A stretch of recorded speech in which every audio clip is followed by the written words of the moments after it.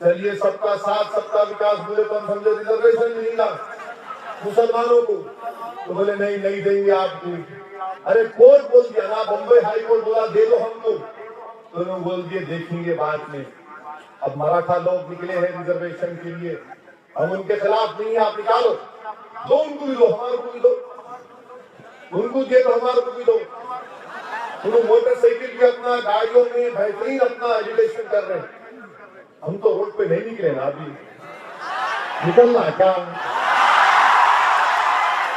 नको भाई करो, आप खाली ना पोलिंग बूथ में जाके वोट डालो, पहले एक के बाद स्टेप बाय स्टेप करेंगे अपन।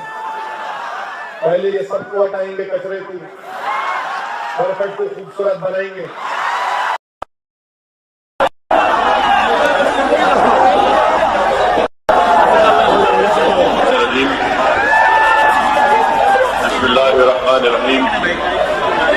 अस्सलामु अलैकुम व रहमतुल्लाहि व बरकातुहू। उमरा के मजलिस इत्तेहादुल मुस्लिमीन के सदर जनाब फजल लाला साहब,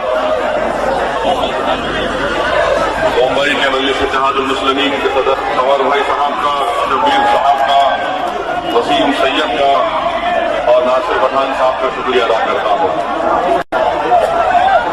मेरे भाई, अगर यहां से दोबारा आवाज आएगी तो मैं जाकर अपनी कुर्सी पर बैठ जाऊंगा।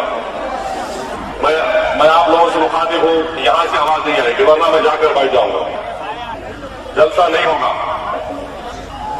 अगर आपको तकलीफ हो रही तो आप थोड़ा बाहर बैठ के बैठ। बिस्मिल्लाहिर्रहमानिर्रहीम। अजीज़ान मिल्लत, इस जलसे में तशरीफ फरमा बुजुर्गान मिल्लत, मेरे गयूर नौजवान साथियों, बसे पर्दा बैठकर सुनने वाली मेरी इज़्ज़तदार और माँ और बहनों, मैं सियासी गुफ्तगू करने से पहले मैं समझता हूं कि मेरी दीनी और अखलाकी जिम्मेदारी है कि मैं उस मौजू पर आपसे बात करूं और जिसका जिक्र करना निहायत ही अहम है, और मौजूदा मुल्क के हालात और मरकज में बैठी हुई एक जालिम हुकूमत के साजिश और मंसूबों का इज़हार करना बेहद जरूरी है। जो हिंदुस्तान के गयूर 17 करोड़ तौहीद परस्त लोगों की शनाख्त को खत्म करने पर और हमको अल्लाह उसके रसूल के दिए हुए कानून करने के लिए मरकजी हुकूमत हिंदुस्तान यकसा सिविल कोड के नाम पर हमारी शनाख्त को खत्म करने की कोशिश कर रही है। और मैं आपकी तवज्जो इसलिए करूंगा कि सारे मुल्कीर पैमाने पर पूरे मुल्क में जिस किसी क्या कहा था, अच्छे दिन आएंगे, अच्छे दिन आए मेरे भाई। मिस्टर मोदी, ये मुमरा के हजारों के तादाद में यहाँ पर मौजूद फर्जंदान तौहीद और मेरी इज्जतदार मार बहने पुकार कर से कहे कि अच्छे दिन को आपने तल्लाक तल्लाक तल्लाक।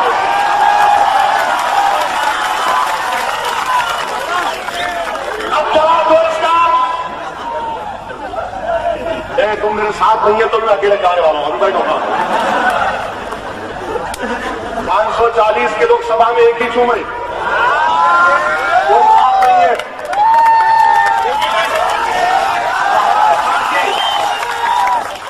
महाराष्ट्र के 280 है ना, 288 में खाली 2 ही है, कोई साथ नहीं है। ठहरो अभी आप।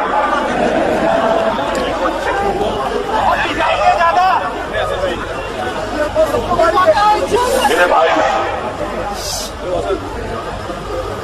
पार्लियामेंट में हम अकेले जरूर हैं। महाराष्ट्र के असेंबली में 8 दुआओं और वोटों की वजह से अल्लाह ने वारिस पठान और इम्तियाज जलील को कामयाब किया। ये आपकी दुआएं हैं और अल्लाह का करम है। यहां पर भी कोई नहीं देता साथ। जरा थोड़ी देर के लिए सोचो आप, जिस चीज का जिक्र वारिस कर रहे थे कि जब वारिस पठान ने कहा कि मैं वो नारा नहीं लगाऊंगा, वारिस पठान ने कहा कि आप लगा लो, मुझे मजबूर मत करो, ये हिंदुस्तान की जमहूरियत है। तो आपको जानकर हैरत होगी कि आप जानते भी होंगे। आपके हाफिजे को ताजा करने के लिए कह रहा हूं कि सबसे पहले वारिस को महाराष्ट्र की विधानसभा से निकालने का अगर किसी ने रेजोल्यूशन मूव किया, और तुम जानते भी हो कि दीन इस्लाम में हम सिवाय अल्लाह के किसी की इबादत नहीं कर सकते। हम सिर्फ अल्लाह की इबादत करते हैं, हम सिर्फ अल्लाह से मांगते हैं, भीख मांगते हैं। हमारा ईमान यह है कि सूरज को बनाने वाला अल्लाह, हमारा ईमान यह है कि चांद और सूरज जमीन के ये कहानी बहुत पुरानी हो चुकी है। ये कहानी बहुत पुरानी हो चुकी है। ये कहानी को हम पिछले 30-40 साल से सुन रहे हैं। अब आपकी कहानी को हिंदुस्तान का मुसलमान यकीन करने वाला नहीं। मेरे भाई, मेरे बुजुर्गों और दोस्तों, दूसरा सवाल हमसे ये करते हैं, क्या करते हैं कि आप 2 शादियां कर लेते हैं। मैं तमाम मर्दों की तरफ से कह सकता हूं, या अगर नहीं तो अपने तरफ से अपनी बात कह रहा हूं कि मुझे अपनी एक बीवी को देखकर परेशानी होती। एक को ही संभालना बहुत मुश्किल है, एक से इंसाफ करना बहुत मुश्किल है। वाकई में जिगर वाले हैं जो 2-2 बीवी आ गए, बहुत जिगर वाले हैं। हम तो एक में ही परेशान हैं, पिस नहीं रहे, अल्हम्दुलिल्लाह खुश हैं। मगर अल्लाह क्या कहता है? अल्लाह मर्दों से कह रहा है कि अपने बीवियों को खुश रखो। अल्लाह ने औरतों से नहीं कहा सुनो मर्दों, सुनो नौजवानों। अल्लाह कुरान में मर्दों से कह रहा है अपने बीवियों का ख्याल रखो, उनको खुश रखो। ये औरतों की जिम्मेदारी नहीं है। अब मेरी कोई बात सुनकर किसी मर्द की मर्दानगी को तकलीफ पहुंची होगी तो मेरे भाई माफ करना, तुम्हारी मर्दानगी को तकलीफ पहुंचाने के लिए कह रहा हूं कि हमारी जिम्मेदारी है कि हम अपनी बीवियों का ख्याल रखें। और मेरी नजर में मर्द वो है जो अपनी बीवी का ख्याल रखे, नामर्द वो है जो अपनी बीवी को मारता, नामर्द वो है जो अपनी बीवी का ख्याल नहीं रखता। मर्द वो है जो अपनी बीवी को खुश रखता है, मर्द वो है जो अपने बीवी से मोहब्बत करता है, मर्द वो है जो अपनी बीवी की तकलीफ को अपनी तकलीफ महसूस करता है। मेरे अजीज दोस्तों और बुजुर्गों, ये जिक्र हमारी किताब कुरान करीम में किया गया। मिस्टर मोदी साहब क्या जवाब देंगे, क्या जवाब देंगे इसका? और फिर ये कहना कि मुसलमान सिर्फ 2 बीवियां रखते नहीं। मेरे भाई, नेशनल फैमिली हेल्थ सर्वे 2005 और 6 आया, जिसमें क्या कहा गया कि हमारे हिंदू भाई भी 2 बीवी रखते हैं, मुसलमान भी रखते हैं, सब रखते हैं। मगर बदनामी का टोकरा हमारे सर पे रखते थे। जिन्हें आप भी करते नहीं करते मेरे भाई। मेरे भाई कांग्रेस ने, राष्ट्रवादी ने क्या किया? कांग्रेस और राष्ट्रवादी ने धोखा दिया। इलेक्शन से पहले ऑर्डिनेंस जारी कर दिया, उसको कानून की शक्ल का रूप उसका अख्तियार कर नहीं दिया। आधा काम करके चले गए और ये हमेशा आधा काम करके कांग्रेस का मालेगांव का बम ब्लास्ट हुआ। ओ भाई अभी 6-7 मिनट करो, कर लो। 6-7 मिनट में वोट हो सकता, 15 मिनट में वोट होगा तो 2 मिनट में। क्यों नहीं देते हमको आप मालेगांव का बम ब्लास्ट? हम पूछना चाहते हैं आरएसएस वालों से, हर बार बोलते हैं कि इस मुल्क को इस्लामिक टेररिज्म से खतरा हो। मेरे भाई मैं आपके सामने बात कह रहा हूं, जहन नशीन कर लो। अगर कोई प्रेस वाला आपसे सवाल करेगा इस्लामिक टेररिज्म के ऊपर, हेमंत करकरे अगर जिंदा होते, शहीद हेमंत करकरे, तो हेमंत करकरे ने मालेगांव की 2006 के बम ब्लास्ट में चार्जशीट जो डाली थी, उस चार्जशीट का सफे नंबर 66 ये कहता है कि lieutenant colonel Rohit, major Upadhyay, ये लोग, इनके पास हथियार था, ये इजराइल से जाकर हथियार लाए थे, इसमें डाल दिया। और हमारे वज़ीर आज़म तकरीर में बोलते कि इजराइल की तरह हमने काम किया। मिस्टर मोदी, ये कहां का रिश्ता जोड़ रहे आप?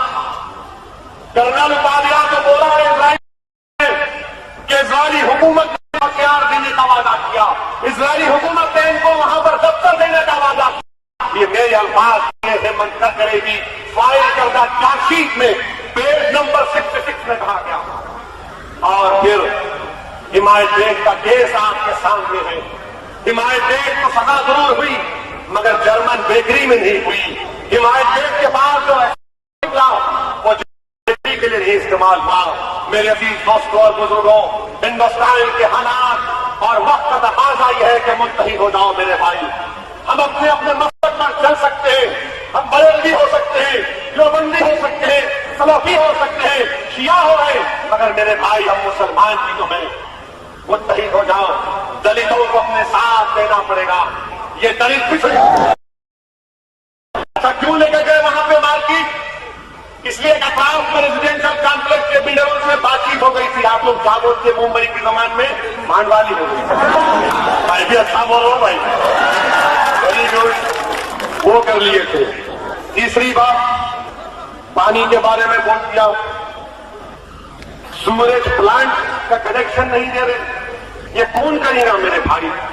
उर्दू लाइब्रेरी अलमास कॉलेज में 3 महीने चली, 3 साल से बंद पड़ी हुई है। लाइब्रेरी बंद करने के लिए रखे, खोलने के लिए रख दिया, मगर वहां पर बंद हो गए। और फिर आप ये भी देख लो, स्टेडियम बनाए, स्टेडियम में कौन प्लेयर बैठा हुआ है? स्टेडियम में कौन से पार्टी के खिलाड़ी बैठे हैं? पूरे स्टेडियम में कब्जा करके बैठे हैं। लगता है विजय माल्या के रिश्तेदार भी उन्हें रफ्फू चक्कर हो गया, बोले स्टेडियम अपना है, अपने बाप का है, स्टेडियम में बैठ के कब्जा कर लिए। मेरे भाई आज आपको हालात और वक्त का तकाजा यह है कि आपको बदलना पड़ेगा। असेंबली इलेक्शन में मानता हूं कि जिस तरीके से हमको लगना था हमारी भी कोई कोताही जरूर हुई होगी, मगर इंशाअल्लाह ताला अब आप देखते हैं कि हमारी शब्बीर, सैयद वसीम और नसीर पठान, रऊफ लाला, मजहर लाला, हमारे ये तमाम मजलिस के राकीन, ये तमाम आज यहां पर है। आपको मुत्तहिद होकर अपनी जमात को कामयाब करना पड़ेगा और सबसे पहले इन लोगों को अपने आप में होना पड़ेगा, एक होना पड़ेगा, आपको एक होकर जाना पड़ेगा आवाम के दरमियान में। और मैं वार्निंग दे रहा हूं पब्लिक के मौजूदगी में, सबसे कह रहा हूं कोई मजलिस से बड़ा नहीं, असलों की ओवैसी भी अगर है तो मजलिस की वजह से, मजलिस नहीं तो असद भी नहीं। तो अपनी जमात का ख्याल रखिए। मुंबई के बलिया के इंतखाबात होंगे, शाकिर पत्नी की क़ियादत में इंशाअल्लाह ताला काम होगा। वारिस पठान अपनी पठाने दिखाएगा मुंबई के।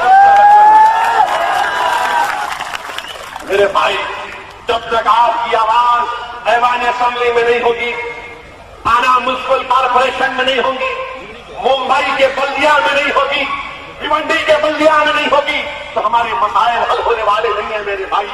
लड़ने वालों की जरूरत है। आपने बरसों से कांग्रेस राष्ट्रवादी, उतना वक्त नहीं है, लेकिन क्या है गुजरात में? कुछ भी नहीं है। सिर्फ क्या था?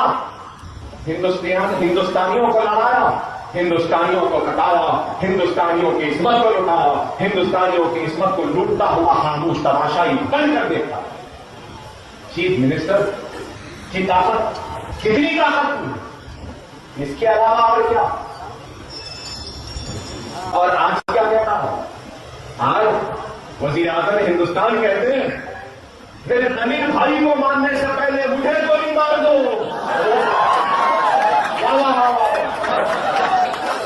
उनको मारना ही तो हमको गोली मारना। अरे तुम वजीर आजम हो, इतना कमजोर हिंदुस्तान का वजीर आजम, अगर वजीर आजम विलायत योजना की ताकत को होने का अंदाजा होता तो कहता, और अगर उसकी जगह बल होता तो कहता कि अगर कोई दलित को मारेगा तो हिंदुस्तान की पुलिस की गोलियां उसको मार देगी। ये कह रहा था, लेकिन ये नहीं कहे मेरे को गोली मारो। मार नहीं तो बोलिए आपको मार दो, बोले अब गोबर खिला रहे तो उसको किसको खिलाना? किसको किसको लाएंगे? मैं कुछ नहीं कह रहा, मैं कुछ नहीं कह रहा हूं। हर 9 बजे टीवी खोल गई, कल यही बात आएगी। एक मसला बैठता है, उसका क्या नाम है? हाँ, अर्नब मोदी। हाँ, माफ करना, अर्नब मोदी नहीं, अर्नब गोस्वामी। उसका चैनल है, तो चैनल है, उसका चैनल का नाम क्या है? बीजेपी राव। अरे मेरे फिर गलती हुई,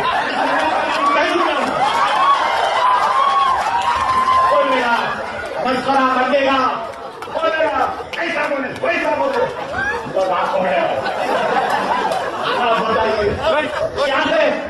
अरे आज बताओ, माया कोडनानी 35 बरस की सजा, पेरोल पे रिहा, गुलबर्ग सोसाइटी के लोग सजा, पैसे जमा करने कानून की मदद के लिए 8 दिन की पेरोल मंजूर। क्या ये इंसाफ का तकादा है? नरेंद्र अमीन को जमानत, अमित शाह को क्लीन चिट, फिर पूछते आपके भाई का क्या होगा? जो भी होगा वो डर घबराने की जरूरत नहीं है। सजा होती है तो होने दो। जेल में जाना है तो जाएंगे, सूली पे लड़ना है तो लड़क जाएंगे, इख्तिदार से हाथ धोना है तो धो लेंगे। लेकिन हिंदुस्तान के दुश्मनों, ये हिंदुस्तान का सिपाही, हिंदुस्तान का ये फौजी, हिंदुस्तान के लिए मरने मिटने वाला बरुद्दीन ओवैसी तुम्हारे सामने झुकेगा नहीं। अरे हम डरेंगे? अरे ना बाप डरे ना दादा डरे, अब हम डरेंगे।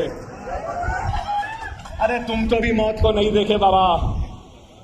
अरे मौत से आंख मिचोली खेल कर आया है ये। इतनी गोलियों के बाद तो कोई जिंदा नहीं रहता। नहीं, मैं नहीं हूं शेर, माफ करना, नहीं हूं मैं, शेर नहीं हूं। ना शेर कहलाने का शौक है, मुझे जुनून है। तो जुनून यह है कि मैं हिंदुस्तान के हर शहर में एक नहीं 10-10 शेरों को पैदा करूंगा जो शेर निकल के इनसे मुकाबला करेंगे। ये मकसद है हमारा, ये काम करेंगे। अरे मैं गलत नहीं, दारुस्सलाम की पाक सरजमीन पे खड़ा रहकर कह रहा हूं। मुझे पेशकश हुआ था कि अकबर साहब आप मिनिस्टर बन जाइए, या मिनिस्टर नहीं डिप्टी चीफ मिनिस्टर बनना चाहते हैं तो बन जाइए। लेकिन मैंने उस मिनिस्ट्री को ठोकर मारी, उस डिप्टी चीफ मिनिस्ट्री को ठोकर मारी। क्यों मारी? क्योंकि मजलिस और मुसलमान किसी के दरबार का गुलाम नहीं रह सकता। और अगर गुलाम है तो अकबरुद्दीन ओवैसी सिर्फ सब्ज गुम्मद वाले, कमली वाले मोहम्मद मुस्तफा सल्लल्लाहु अलैहि वसल्लम का गुलाम। अरे चाहे तो हम भी मिनिस्टर बन जाते।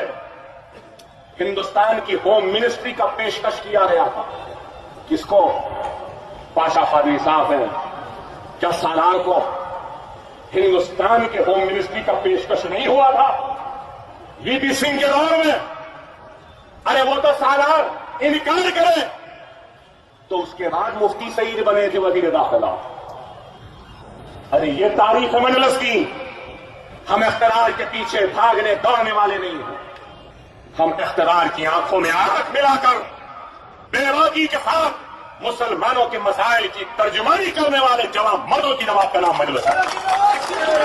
कि जिस्म पर मासूम हिंदुस्तानी मुसलमानों के खून के धब्बे नजर आएंगे। धब्बे ही नहीं, मैं तो कहूंगा कि मासूम हिंदुस्तानी मुसलमानों के खूनों में डूबा हुआ, उनके खून में लुटपुट ये कातिल है, ये दरिंदा है, ये जालिम है जिसका नाम नरेंद्र मोदी है। अरे ये आज मुल्क को कहते हैं कि मुल्क को सुनहरा बनाएंगे, चेंज लाएंगे, ऐसा करेंगे, वैसा करेंगे। अरे मैं कहूंगा ये मुंबई नगरी जादू नगरी है। ये मुंबई का शहर फिल्म सितारों का शहर है। मगर कहूंगा मुंबई में ऐसा एक्टर पैदा नहीं हुआ होगा जो एक्टर नरेंद्र मोदी है। अरे कैसी अदाकारी! अगर यूसुफ खान देखे तो कहेंगे कि मुझे अफसोस हो रहा है कि मैंने क्यों एक्टिंग की। शाहरुख खान देखेगा तो बोलेगा कि वाकई में एक्टिंग सीखना है तो इससे सीखना। आ गया पार्लियामेंट को आया, याद होगा, आते ही झुक गया, माथा टेका क्या बोल के? ये दस्तूर की मंदिर है। ओह आने वालों, हमारा तुमसे सवाल है कि बताओ, आज सबसे बड़ा अगर इस मुल्क को अगर किसी बात से, किसी चीज से खतरा है तो बीजेपी संघ परिवार आरएसएस के सोच से है, उनके इरादों से है, उनके मंसूबों से है, उनकी आवाजों से। एक परसेंटेज के लोग हैं जिनमें मैं भी हूं जो ये मानता है कि गुजरात के फिसादात का जिम्मेदार कोई और नहीं, वो नरेंद्र मोदी है। सही है, बताइए। नंगा नाच नचवाया एहसान जाफरी के घर में 35 लोग उनके साथ पनाह लेने आए तो उनको मार दिया, काट दिया, जला दिया। नरोडा पाटिया में माया कोडनानी ने गड़ों में डाल के मासूम बच्चों को ढकेल दिया। हामिला औरतों के पेटों को चीर कर, हमल निकालकर उनकी गर्दनों को काट दिया, मासूम बच्चों को काट दिया, दरगाहों को जला दिया, खबरों को जला दिया। एक बाप के सामने नौजवान बेटे की मैयत का बोझ खानों पे डाल दिया। शोहर के सामने बीवी की इस्मत को लुटाया, बेटे के सामने मां की आबरू को लुटाया, अरे भाई के सामने बहन की इस्मतों को लुटाया, बच्चों को यतीम कर दिया, सुहागों को उजाड़ दिया। अरे इस दरिंदे के खिलाफ कांग्रेस ने कोई कार्रवाई क्यों नहीं की, मेरा सवाल है।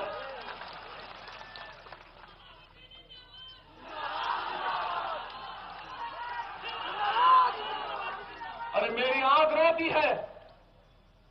अगर कांग्रेस 2004 में इख्तियार पर आने के बाद अगर इस शख्स को चार्जशीट करती, जेल में डालती, हथकड़ियां पिना देती, तो ये शैतान, ये जालिम हिंदुस्तान का वजीर आजम नहीं।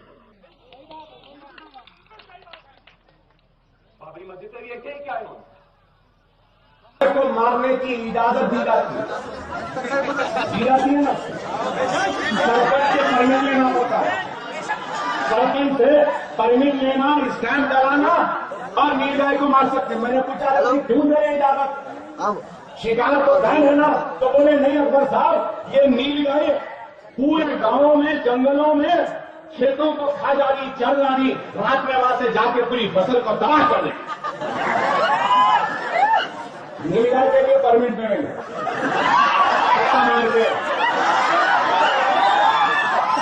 हंसने की बात नहीं, हकीकत में कह रहा हूं। मुसलमानों, एक 2 बरस तक बड़े को मत खाओ और फिर देखो ये बड़ा हिंदुस्तान की हरियाणी को खाया। फिर उसके बाद मैं लोग नहीं बोलेंगे हर खाओ हमारे को खाया।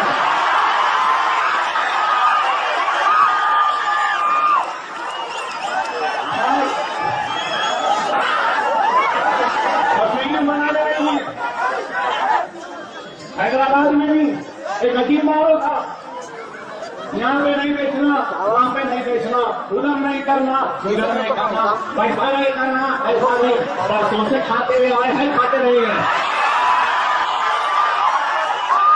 ये मजलिस है, अगर महाराष्ट्र में मजलिस आ जाएगी तो अबू आसिम ऐवान असेंबली में तमाशा या थप्पड़ नहीं आएगा, बल्कि महाराष्ट्र की असेंबली में अगर अकबरों ऐसी होगा तो उनको मारेगा और उनमें हड़प लेगा। एक मुसलमान हलफ लेने जाता है तो माइक खींच लेते हैं। अरे आंध्रा में आओ ना, बड़े ठाकरे हैं, कहां के ठाकरे फाकरे, आओ। मैं तुम्हारे पास आया हूं, हिम्मत है तो तुम मेरे पास आओ, बताता हूं। अगर मजलिस होगी ना, अगर मजलिस ऐवान असेंबली में होती महाराष्ट्र की, तो किसी मां के जने में हिम्मत नहीं है मुसलमान के खिलाफ आवाज उठाने की। अरे ये जमात की ताकत है। Sir I conclude in 15 minute sir, request sir, 2 minutes. यही है साहब, यही है। पहले तो हम बोलना नहीं चाहते हैं, बोले तो सुनना नहीं चाहते हैं और हंसना चाहते हैं लोग। वहां किसान मर रहा है, अफसोस यहां लोग बैठ के हंस रहे हैं। मीडिया आज बहुत ताकतवर हो चुका है। Please do not take media for granted. All the people are laughing when I am speaking. I would like to remind you that you are being voted and have come to power because of the farmers, because of farmers. और आज आप you are laughing at the farmers, किसानों पे हंस। Please silence. माफ करना नौजवानों, हर दिफा का अब ये आलम हुआ हैदराबाद में। तो फरियाद जिलानी साहब ने हमारी इतनी तारीफ की, कहा कि ऐसे की जरूरत है, मगर मैं माफी चाहते हुए कहूंगा आपसे, मेहमान के सामने कह रहा हूं, हमारा मिजाज तो ये हो गया, पत्थर आया दादा भाई, कहा है पत्थर आया, आ जाओ, मारे भाई आ जाओ, गड़बड़ोरी आ जाओ। अरे बाबा मैं तो आऊंगा, मेरे आने से पहले ना तुम तो हिसाब किताब कर लो बराबर। नहीं बोलते क्या बोलते, हाँ भाई आप आओ करेंगे, अब मैं आगे कराना कर दे रहा हूं, उसके बाद में बचाना मेरा काम है।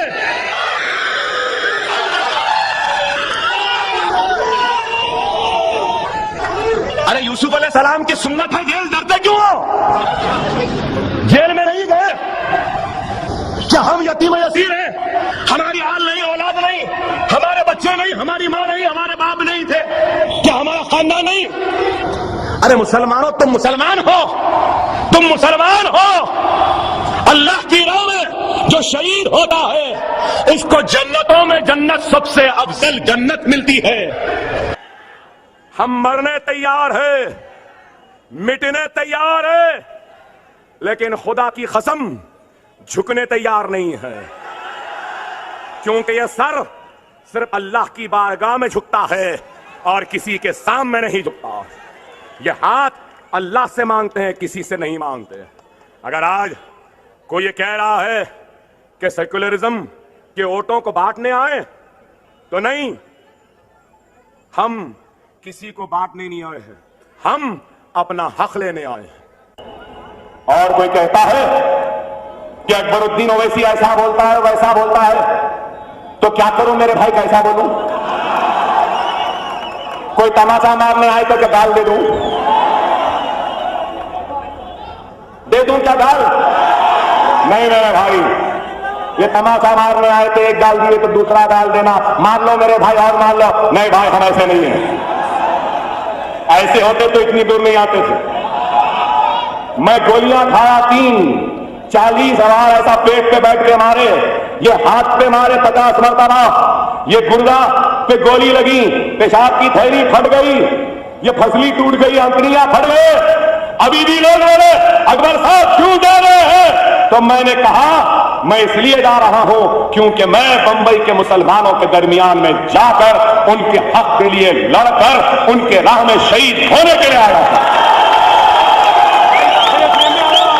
आज भी बोले मुझे, आज भी बोले अकबर अवैसी तुझे गोली मार देंगे, मार दो, मगर ये वादा है जब मौत आएगी तो अकेला नहीं जाएगा, 2-4 को तो जरूर साथ में ले जाएगा।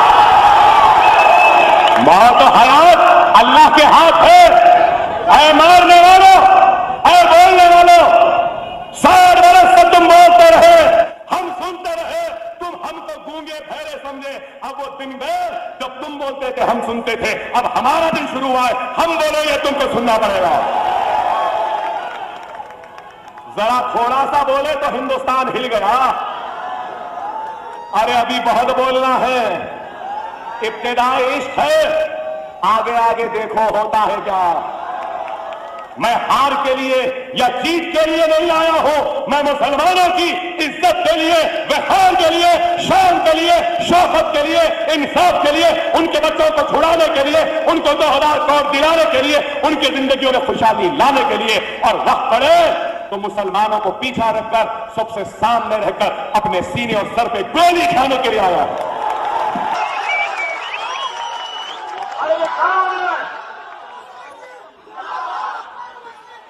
अरे क्या करेगी, क्या करेगी आने के बाद? अरे कुछ करो या ना करो, मजलिस के वैसा बोलने वाला तो हिंदुस्तान में नहीं है।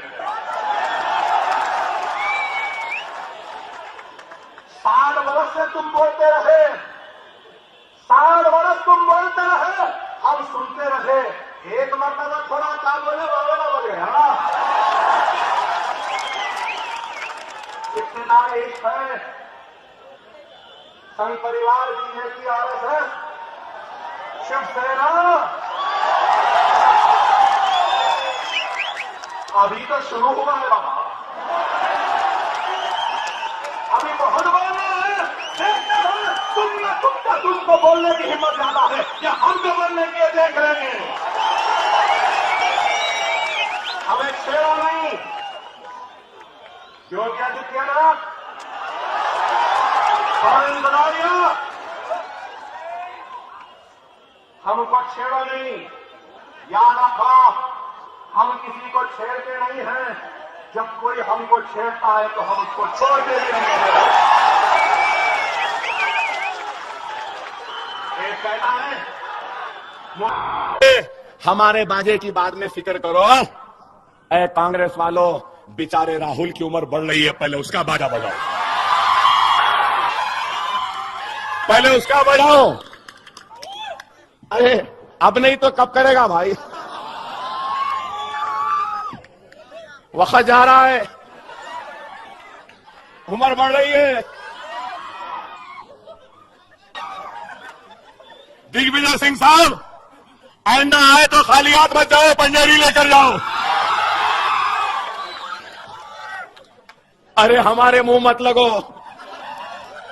हमारे मुंह मत लगो।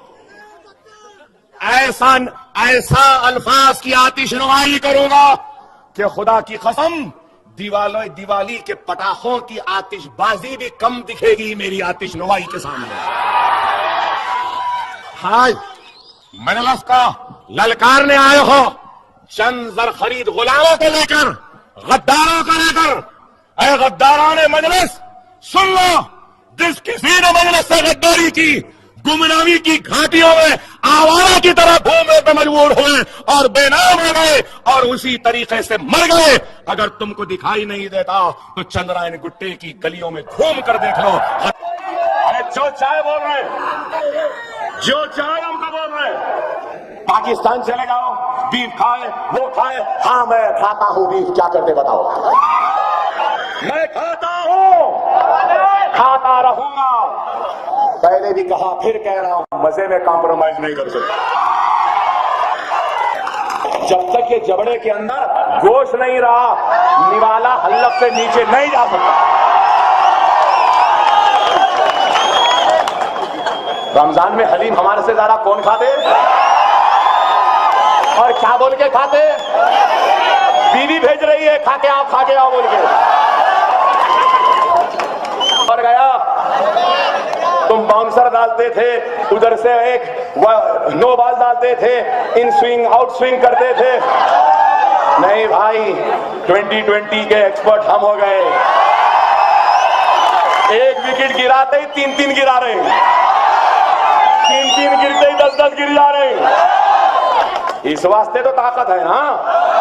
अरे आज हमसे बोल रहे हैं, हमारी जबान बंद कर रहे हैं, तो वजीर आजम क्या बोल रहे हैं, क्या क्या बोल रहा है छिचोरा? आप बताइए, वजारत उज़्मा इतना बड़ा खुदा, कैसा आदमी है बताइए? दिख रहा है वजीर आजम का वैसा? जहां गया गले मिल लेना। सिर्फ एक काम अच्छा करा, ओबामा आए वक्त दिल्ली की सर्दी में चाय डाल के पिला रहा था। उससे हटके क्या करा? जहां तक बस कमजोर है, मजलिस खत्म हो जाएगी, तो मजलिस कभी कमजोर नहीं थी। बड़े बड़े तूफान आए, चले गए टकरा के, मजलिस खत्म नहीं हुई। बहुत आए, वो साइकिल पे कभी रामाराव आए तो कभी नायडू आया, वो गए तो फिर हमारे मुनाफिकीन भी आए, वो भी गए।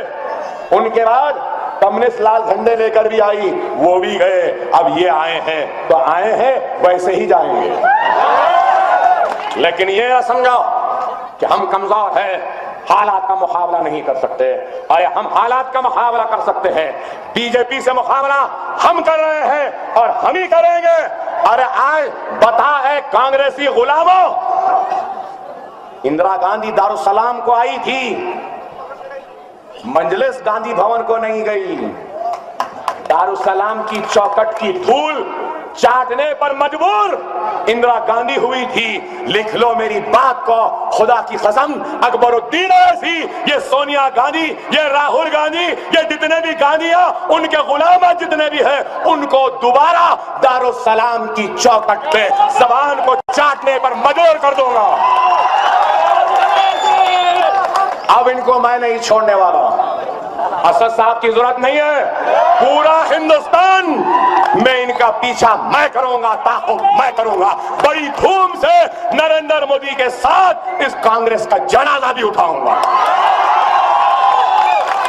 हमको कमजोर समझ रहे हैं? अरे क्या है ये मुल्क का,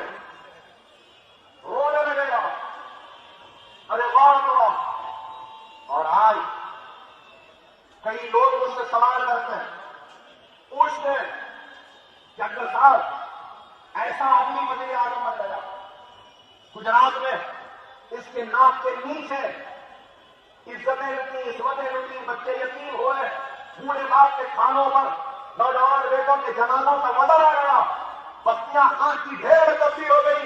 ये जालिम आज हिंदुस्तान का वज़ीर आज़म है, हमारा क्या होगा? अरे मेरे भाई, ये एक क्या, एक नरेंद्र मोदी को छोड़ा, इस देश से एक हलाल भी आ गए तो हमको मारो, हम तैयार नहीं सकते, हम कर सकते हैं, लेकिन खुदा की कसम भागने वालों का नाम मुसलमान नहीं है। कुछ नहीं आ रहा, किसी का डर में घबराने की जरूरत नहीं है। मैं तो कहूंगा कि मुझसे ज्यादा जियाने बेदार मर्द मुजाहिद अगर कहीं के लोग हैं तो अल्हम्दुलिल्लाह वो गुजरात और मुंबई के मुसलमान। हमने देखा है आपको डरना और मुसलमान साथ नहीं करते, हालात का मुकाबला करना। याद रखो, जो हालात से डरता है तो दुनिया उसको डराती है, लेकिन जब हालात से मुकाबला करता है तो दुनिया उससे डरती है। कमजोर है, मजलिस खत्म हो जाएगी, तो मजलिस कभी कमजोर नहीं थी। बड़े बड़े तूफान आए, चले गए टकरा के, मजलिस खत्म नहीं हुई। बहुत आए, वो साइकिल पे कभी रामाराव आए तो कभी नायडू आया, वो गए तो फिर हमारे मुनाफिकीन भी आए, वो भी गए। उनके बाद कम्युनिस्ट लाल झंडे लेकर भी आई, वो भी गए। अब ये आए हैं तो आए हैं, वैसे ही जाएंगे। लेकिन ये ना समझो कि हम कमजोर हैं, हालात का मुकाबला नहीं कर सकते। अरे हम हालात का मुकाबला कर सकते हैं। बीजेपी से मुकाबला हम कर रहे हैं और हम ही करेंगे। अरे आज बता है कांग्रेसी गुलामों, इंदिरा गांधी दारुसलाम को आई थी, मजलिस गांधी भवन को नहीं गई। दारुसलाम की चौखट की धूल चाटने पर मजबूर इंदिरा गांधी हुई थी। लिख लो मेरी बात को, खुदा की कसम, अकबरुद्दीन ओवैसी, ये सोनिया गांधी, ये राहुल गांधी, ये जितने भी गांधियां, उनके गुलाम जितने भी हैं, उनको दोबारा दारुसलाम की चौखट पे जबान को चाटने पर मजबूर कर दूंगा। अब इनको मैं नहीं छोड़ने वाला। असद साहब की जरूरत नहीं है, पूरा हिंदुस्तान में इनका पीछा मैं करूंगा, ताक़ुब मैं करूंगा। बड़ी धूम से नरेंद्र मोदी के साथ इस कांग्रेस का जनाजा भी उठाऊंगा। धूम से नरेंद्र मोदी के साथ इस कांग्रेस का जनाजा भी उठाऊंगा। धूम से नरेंद्र मोदी के साथ इस कांग्रेस का जनाजा भी उठाऊंगा। हमको कमजोर समझ रहे हैं? अरे क्या है?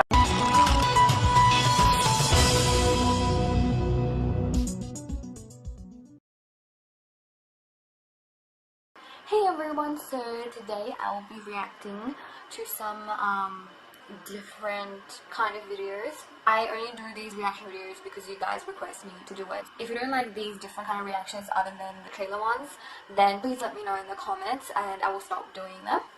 Video. So yeah, let's get right into it.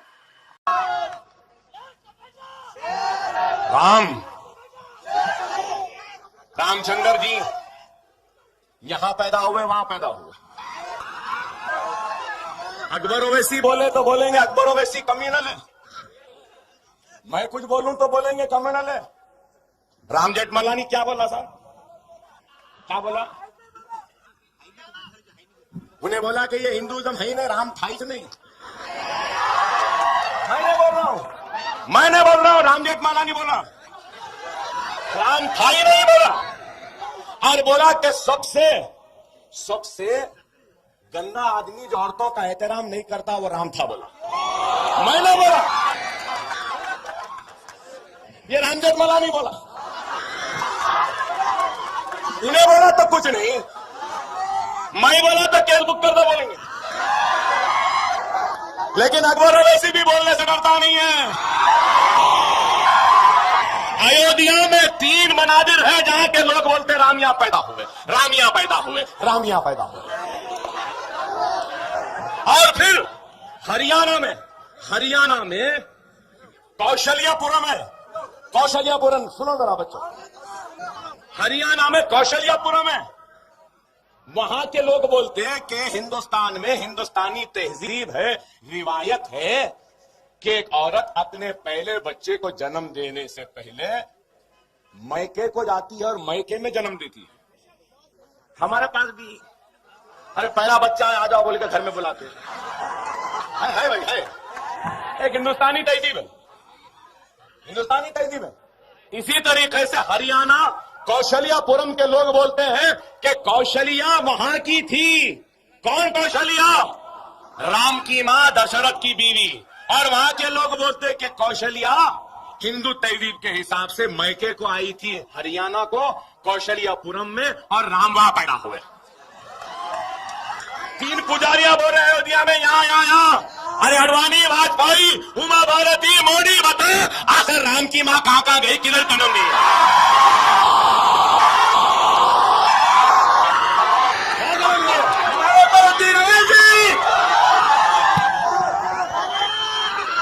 अरे 1 लाख 2 लाख नहीं, लाखों साल पहले।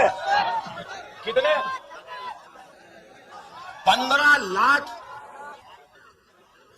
लाख साल पहले थे। 200-400 साल की तारीख नहीं मालूम करते हैं, इनको 18 लाख साल पुरानी तारीख। I don't know how to feel about it. It's a very different type of comedy. I think I understood most of it. Obviously, I can tell that his kind of comedy has a lot of double meaning to it and really out there, you know. I mean, let's just say I wouldn't be watching his videos with my parents sitting next to me or something. I don't know, that'd be weird. But he's really funny. I'm not gonna lie, his comedy is really funny, and I can see why everyone is in love with him. So yeah, let me know if you want me to react to more of his videos, and if you enjoyed this video, please give it a thumbs up. I hope you all have a great day. I will see you in my next video. Bye. Assalamualaikum दोस्तों, क्या हाल है? मैं हूँ आया बैसी और ये ही मेरी बहन बैसी, and today we have a special guest, my friend Afnan Noon, and we're so excited that Afnan decided to come with us on this treated reaction, and today we're reacting to. Without further ado, let's watch. We're gonna give you the feedback after that. Yeah. So here we go. तो हर बार मुझे बताया जा रहा है कि लोग बहुत बातें कर रहे हैं। कौन से लोग? वो लोग जिनका चिराग इंशाअल्लाह ताला गुल होने जा रहा है। तो चिराग गुल होने से पहले जो भड़कता है, ये वही कैफियत है। और हमारी तकलीफ जो हमको है, वो इंशाअल्लाह खत्म होने जा रही है। और अफसोस मुझे उन लोगों पर होता है, इत्तेहादुल मुस्लिमीन के इलेक्शन लड़ने पर बड़ी तकलीफ में है। रातों की नींद खत्म हो चुकी है बेचारों की। मालूम हुआ कि पेट में दर्द भी होता है, और ख्वाबों में नूरुद्दीन ओवैसी के तकरीर गूंजते हैं।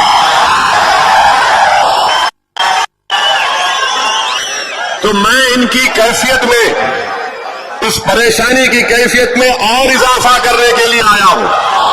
दूसरा सवाल इनका कि हैदराबाद का पैकेट है, हैदराबाद को डिलीवर कर दो। क्या मैटरनिटी के दवाखाने में शरीक हो गए क्या तुम लोग?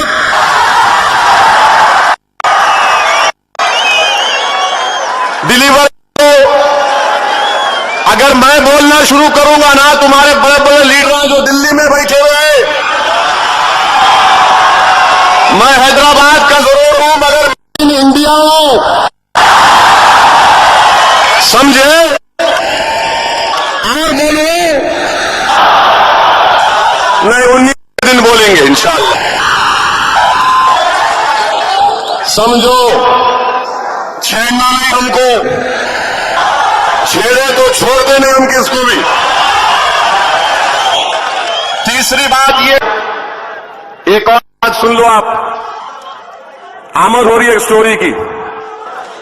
एक बार क्या हुआ, एक गाय जो है जंगल में 2 शेर के बच्चों को पाल रही थी। तो वो पानी का एक परिंदा होता, कोंगा बोलते हैं हम लोग हैदराबाद में। आप लोग क्या बोलते हैं? हाँ, बगला। बगले से भी होशियार रहना देखो। तो बगला देख के बोला, ये क्या है? गाय शेर के बच्चों को पाल रही। जाके बोला, ये क्या कर रही है? बड़े होकर तेरे को खा लेंगे।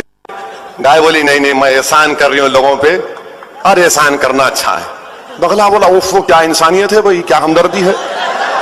तो बगला एक बार तालाब में जो है वहां पे मच्छी खा रहा था, एकदम देखा चूहा डूब रहा था पानी में। बोला, मैं फिर रहम करता हूं इसके ऊपर।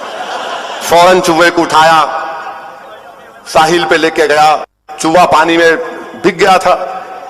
बगला जो है एक बगल में लेके दबाया, दूसरे बगल में लेके दबाया, और दबाने के बाद चूहे को अच्छा जान आ गई। छोड़ दिया उसको, चूहा भाग गया। अब बगला जब उड़ने की कोशिश करा, देखा क्या है, चूहा दोनों जगह कतर दिया उसको। तो बोला, अरे ये क्या है भाई, नेकी कर, मैं इसको बचाया तो नहीं कतर दिया मेरे को। अब उसको चील उसको हमला करने आ रही, बच रहा था, उन्हें बच के निकला। उसके बाद बोला, नहीं अब जाके गाय से पूछता हूं ये किस्सा क्या है, क्या देखता हूं क्या हुआ उसको। जाके देखा तो क्या है, शेर के बच्चे और बड़े हो गए। ने बोला, ये क्या है? मैं चूहे पे करा तो मेरे को चूहा कर दिया, ये तेरे शेर के बच्चे तेरी हिफाजत कर रहे। तो गाय पलटा के, अरे बेवकूफ, कभी कमजर्फ की मदद नहीं करना, जर्फ वालों की मदद करना। तो कभी भी वोट जो है कमजर्फों को नहीं देना, जर्फ वालों को देना। आप यहाँ देखो हीरो यहाँ पे है।